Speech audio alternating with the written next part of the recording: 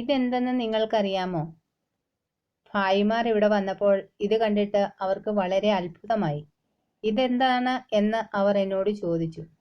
ഞങ്ങൾ ഇതിനു മുമ്പ് ഇത് കണ്ടിട്ടില്ല എന്ന് പറഞ്ഞ് ഇതിൻ്റെ ഫോട്ടോയും എടുത്തു.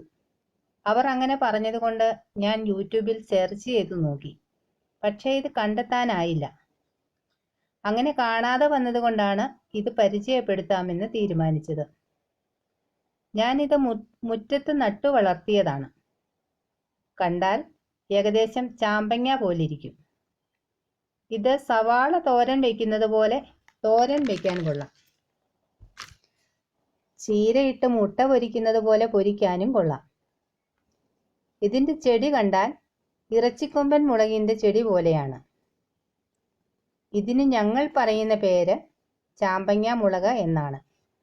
മറ്റെന്തെങ്കിലും പേരുണ്ടെങ്കിൽ കമൻറ്റ് ചെയ്യണേ. ഇതിന് എരിവില്ലാത്ത ഒരു മുളകാണ്. പക്ഷെ തോരൻ വയ്ക്കുമ്പോൾ വേറെ മുളക് ചേർക്കേണ്ടതില്ല.